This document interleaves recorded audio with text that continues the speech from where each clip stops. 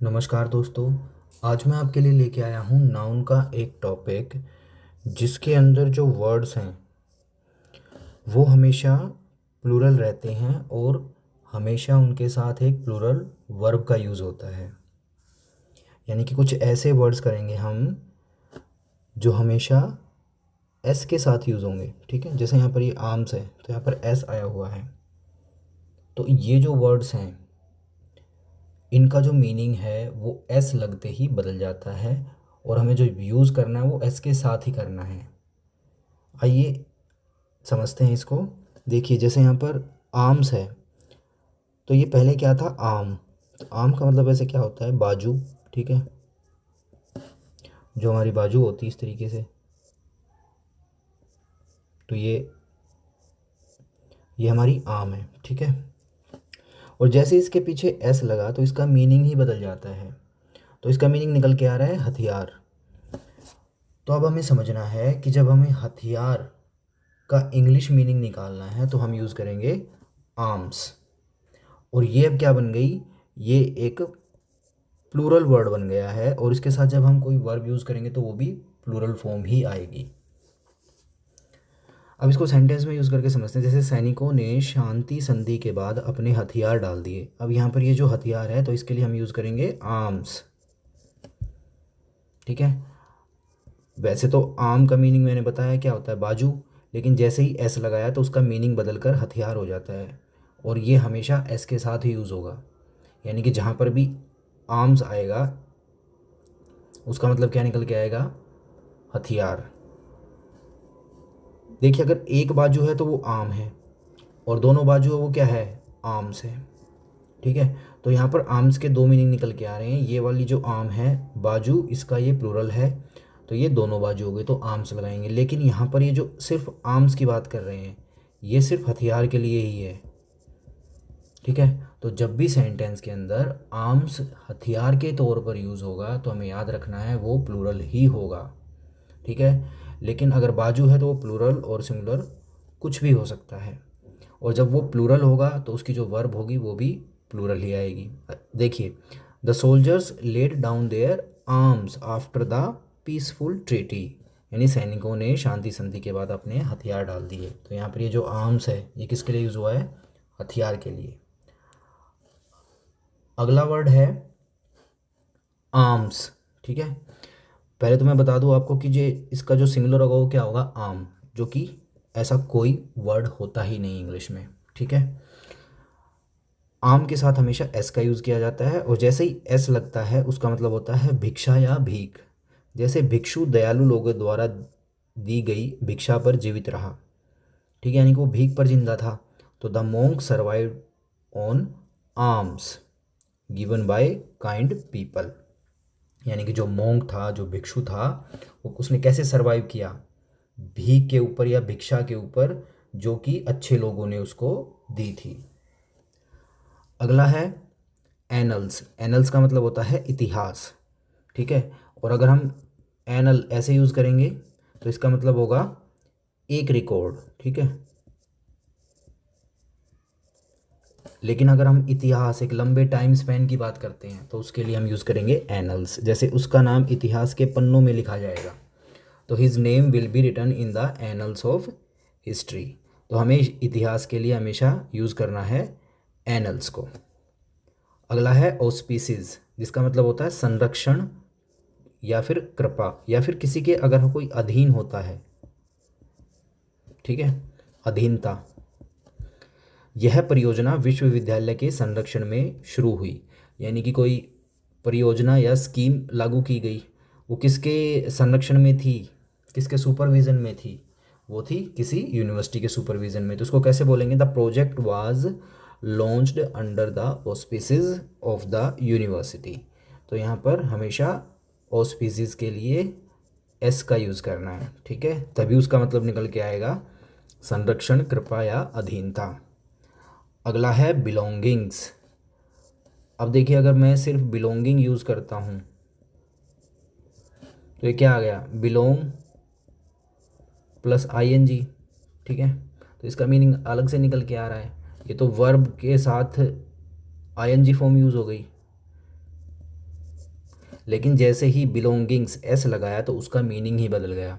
उसका मतलब निकल के आ रहा है संपत्ति या सामान, यानी कि ये अब एक यूनिट के तौर पर यूज़ हो रही है। ठीक है, यानी उसका सारा का सारा सामान, उसको हम बोल सकते हैं बिलोंगिंग्स। तो पहले क्या था, वर्ब और आईएनजी था, लेकिन जैसे ही हमने एस लगाया तो ये क्या बन गया, एक नाउन के तौर पर यूज़ होगा अब ये। उसने हॉस्टल छोड़ने से पहले अपना सारा सामान बांध लिया, यानी कि उसका जो सारा सामान था एक यूनिट के तौर पर एक बैग के अंदर आया होगा, तो वो एक यूनिट बन गया। ठीक है, और उसी यूनिट का हमने नाम दे दिया बिलोंगिंग्स। तो she packed all her belongings before leaving the hostel. अगला है प्रोसीड्स, जिसका मतलब निकल के आता है लाभ या मुनाफा।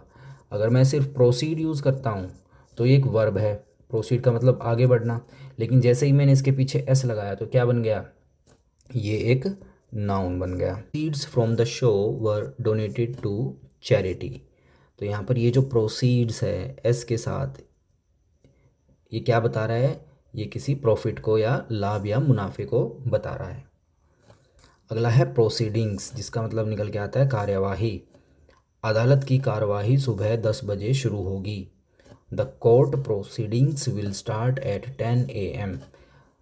तो अगर मैं सिर्फ प्रोसीडिंग का यूज़ करता हूँ यहाँ पर, तो वो क्या है, वो एक वर्ब और आईएनजी की फॉर्म है, लेकिन जैसे ही मैंने यहाँ पर एस लगाया तो ये एक नाउन बन गया, जिसका मीनिंग क्या निकल के आ रहा है, कार्रवाई।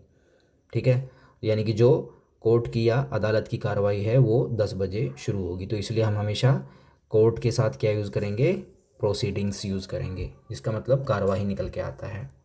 अगला है ईव्स। ईव्स का मतलब होता है छज्जा या छत का किनारा। जैसे हमारे घर के ऊपर एक छज्जा होता है ना, इस तरीके से, तो इसको बोलते हैं ईव्स। छत के छज्जे से वर्षा का पानी टपक रहा था। ठीक है, यानी कि इस तरीके से जो घर था, मकान था, उसके छज्जे से पानी, बरसात का पानी टपक रहा था। तो कैसे बोलेंगे इसको, rain water dripped from the eaves of the roof. तो यहाँ पर ये जो ईव्स है ये किसके लिए यूज़ हुआ है, छज्जे के लिए यूज़ हुआ है। ठीक है, तो ये हमेशा एस के साथ आता है। अगला है रिचेस, इसका मतलब होता है दौलत या संपत्ति। अगर मैं सिर्फ रिच यूज़ करता हूँ, ठीक है, तो ये एक एडजेक्टिव है, जैसे हम यूज़ करते हैं रिच पर्सन, रिच मैन। ठीक है, लेकिन जैसे ही एस लगता है तो इसका मीनिंग बदल कर क्या निकल के आता है, ये एक अपने आप में एक नाउन बन जाता है, जिसका मीनिंग निकल के आता है दौलत या संपत्ति। उसने शेयर बाजार गिरने में अपनी सारी दौलत गंवा दी, यानी कि दौलत अब यहाँ पर एक पूरी यूनिट के तौर पर आई है। तो he lost all his riches in the stock market crash. तो यहाँ पर ये जो रिचेज आया है ये उसकी पूरी संपत्ति के लिए आया है। अगला है मीन्स, जिसका मतलब है पैसा।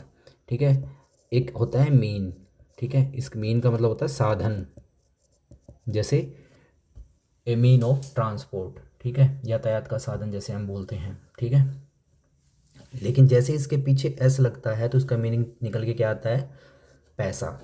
तो हम इसको कैसे बोलेंगे, उसके पास नया घर खरीदने का पैसा है। तो he has the means to buy a new house. तो यहाँ पर ये जो मीन्स है ये पैसे के लिए आया है। तो याद रखेंगे, मीन के साथ जब एस लग जाता है तो उसका मीनिंग निकल के आता है पैसा। अगला है मूवेबल्स, जिसका मतलब होता है चल संपत्ति, यानी ऐसी संपत्ति जिसको इधर से उधर किया जा सकता है। जैसे अब किसी का घर है तो घर को उठाकर इधर से उधर नहीं किया जा सकता, वो कौन सी संपत्ति है, वो इमूवेबल है। ठीक है, लेकिन जैसे फर्नीचर है, गाड़ी है, और इस तरीके की जो चीज़ें हैं जिनको एक जगह से दूसरी जगह पर ले जाया जा सकता है, ट्रांसफ़र किया जा सकता है, उनको हम बोलते हैं मूवेबल्स। तो अब हमें याद रखना है, अगर सिर्फ मूवेबल है, ठीक है, तो ये क्या है, एक विशेषता है। तो ये क्या है, एडजेक्टिव है, ये किसी नाउन की विशेषता है। लेकिन जैसे इसके पीछे अगर हम एस लगा देंगे तो ये एक यूनिट के तौर पे काम करेगा, जैसे कि यहाँ पर बताया गया है चल संपत्ति, यानी कि ऐसी संपत्ति जिसको इधर से उधर किया जा सकता है।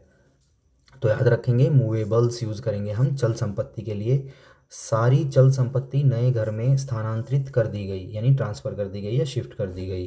तो all movables were shifted to the new house. तो यहाँ पर मूवेबल्स किसको बता रहा है, ऐसी संपत्ति जिसको मूव किया जा सकता है। अगला है चैटल्स, इसका मतलब भी चल संपत्ति या संपत्ति के लिए यूज़ होता है। वकील ने मृत व्यक्ति की सारी चल संपत्ति की सूची बनाई।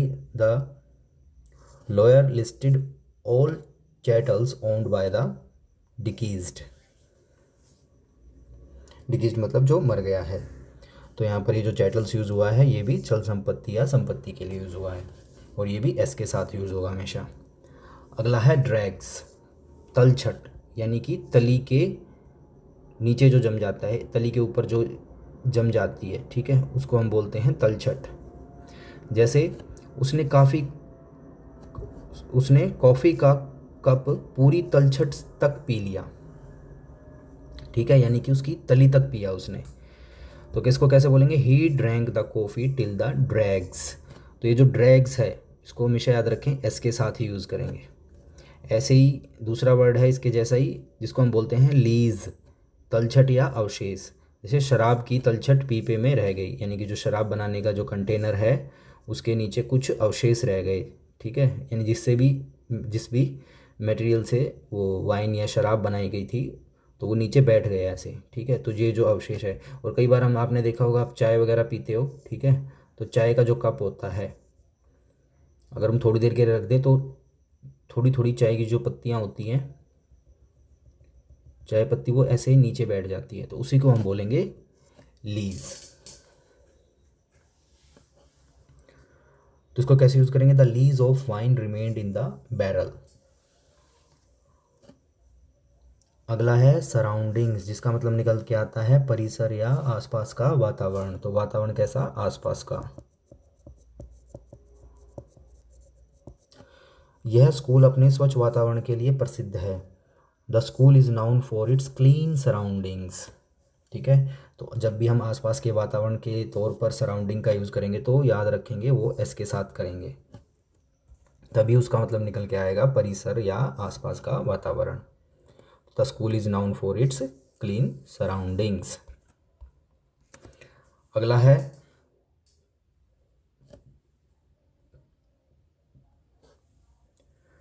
एनवायरन्स, जिसका मतलब निकल के आता है वही परिवेश या आसपास का क्षेत्र। शहर का परिवेश हरा भरा और शांतिपूर्ण है। तो the city environs are green and peaceful. तो एनवायरन्स यूज़ होगा परिवेश या आसपास के क्षेत्र के लिए, और ये भी एस के साथ ही यूज़ होगा। अगला है एम्बर्स, जिसका मतलब होता है अंगारे, ठीक है। जब कभी भी आग की लपटें होती हैं उसमें से जो अंगारे निकल के इधर उधर जाते हैं उसको हम बोलते हैं एम्बर्स, ठीक है। तो रात में आग के अंगारे धीमे धीमे चमक रहे थे। The एम्बर्स of the fire glowed softly in the night. तो हमेशा एम्बर्स के साथ एस का यूज़ करेंगे। अगला है वेजेस, जिसका मतलब होता है मजदूरी, ठीक है। जो मज़दूरों को काम करने के बाद पैसे दिए जाते हैं उसको हम बोलते हैं वेजेस। तो इसका यूज़ भी हमेशा एस के साथ होता है। तो याद रखेंगे कि जो वेज है, ठीक है, उसको हमें यूज़ करना है वेजेस के तौर पर, ठीक है।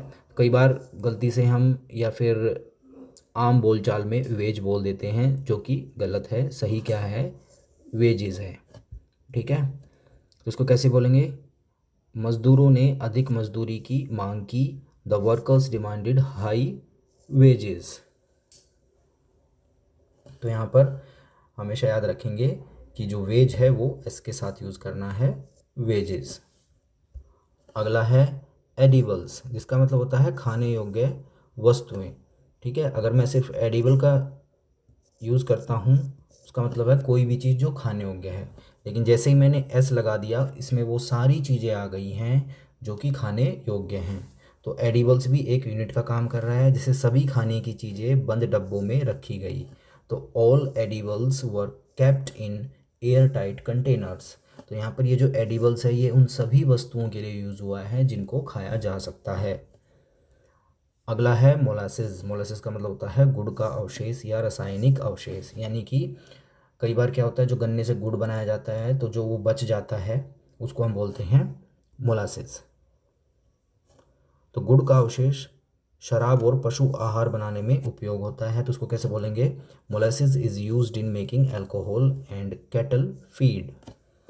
तो यहाँ पर ये जो मोलासिस है ये हमेशा एस के साथ ही यूज़ होगा, इसका ध्यान रखना है। अगला है टाइडिंग्स। टाइडिंग्स का मतलब होता है खबरें या समाचार। तो यहाँ पर भी टाइडिंग जो है वो एस के साथ आएगा।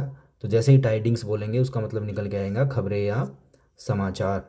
मैं तुम्हारे लिए खुशी और शांति की खबरें लाया हूँ, तो I bring you good tidings of joy and peace. तो यहाँ पर ये टाइडिंग्स किसके लिए है? खबर के लिए है। अगला है थ्यूज। थ्यूज का मतलब होता है मांसपेशियाँ। तो his strong थ्यूज made him a great athlete. उसकी मजबूत मांसपेशियाँ उसे एक महान खिलाड़ी बनाती थी। यानी कि उसकी जो मांसपेशियाँ थी वो कैसी थी? एकदम एथलीट जैसी थी, स्ट्रॉन्ग थी। तो यहाँ पर जो थ्यू है वो एस के साथ हुआ है, और जैसे ही एस के साथ आएगा उसका मतलब निकल के आएगा मांसपेशियाँ। अगला है म्यूज़, जिसको बोलते हैं घोड़ों का अस्तबल, जिसके अंदर घोड़े रहते हैं। तो घोड़े शाही अस्तबल में रखे गए थे। The horse's were kept in the royal muse. तो याद रखेंगे म्यू के साथ एस का यूज़ करना है, जो कि मीनिंग बताएगा घोड़ों के अस्तबल का। अगला है शोएबल्स, प्रदर्शनीय वस्तुएं, यानी ऐसी चीज़ें जिनको दिखाया जा सकता है। तो प्रदर्शनी सुंदर प्रदर्शनीय वस्तुओं से भरी हुई थी। The exhibition was full of beautiful showables. तो यहाँ पर शोएबल्स है वो एक यूनिट के तौर पर है, उन सभी वस्तुओं की यूनिट या सभी वस्तुओं के लिए आया है जिनको हम एग्जीबिशन में रख सकते हैं या जिनको लोगों को दिखा सकते हैं। अगला है नप्शियल्स। नप्शियल्स का मतलब होता है विवाह समारोह, या फिर जिसको हम बोलते हैं वेडिंग राइट्स। ठीक है, यानी कि किसी भी वेडिंग में या शादी में जो भी समारोह होते हैं या जो भी रिचुअल्स होते हैं उनको हम बोलते हैं नप्शियल्स। तो नप्शियल्स का मतलब है विवाह समारोह में। तो इसको कैसे यूज़ करेंगे? उनका विवाह समारोह बड़े धूमधाम से मनाया गया। तो their nuptials were celebrated in a grand way.